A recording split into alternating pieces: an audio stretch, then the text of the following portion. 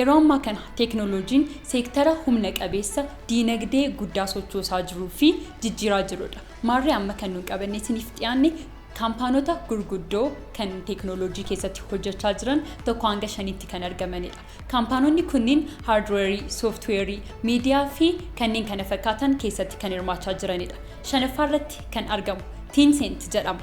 Tencent kaampaanii biyya Chaayinaa kun bara 1998 kan hundaa'e yeroo ta'u, kunis industirii geeming kanneen akka League of Legends, Arena of Valor fi Fortnite jedhamanii baay'ee beekamudha.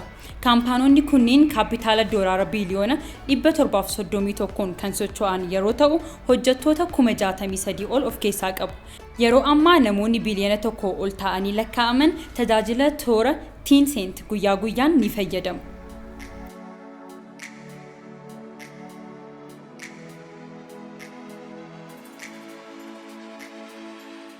Afuraffaarratti kan argamu dhaabbata kaampaanii Alfaabeetidha. Dhaabbanni kaampaanii Alfaabeet dhaabbata baay'ee amanamuu danda'udha. Fayyadamtoonni intarneetii hedduun keenya waa'ee Googlii beekna. Intarneetiin guddaa fi beekamaa Google bara 2015 eegalee akka kaampaanii Alfaabeet jala galu godhameera. Har'a egaa tajaajiltoonni beekamoon 30 olii fi kaampaaniin baay'een Alfaabeet Incorporation yookiin dhaabbata Alfaabeetiin hammatamanii jiru. Kanneen keessaas Calcio, Nest, Google Capital, Project Android OS kan jedhamanidha. Yeroo ammaa dhaabbanni teeknooloojii Alfaabeetii kaapitaala doolaara biliyoona 161 kan socho'u yeroo ta'u, namoonni 1,019 ta'anis carraa hojii argataniiru.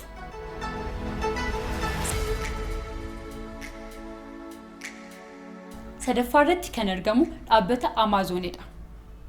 Amazon kaampaanii toora bittaa fi gurgurtaa beekamaa fi qaalii ta'edha. Gatiin qooda Amazon tokko gara doolaara 3,000tti kan tilmaamamu yeroo ta'u, kaampaanota xixiqqoo, intarpiraayizoota mootummaa fi dhaabbattoonni akka toora bittaa kanaan oomisha isaanii gurguranii fi bitan godheera. Kaampaaniin kun bara 1994 Jeef Beezoosiin kan hundeeffame yeroo ta'u, hojjettoota gara 800s ni qaba.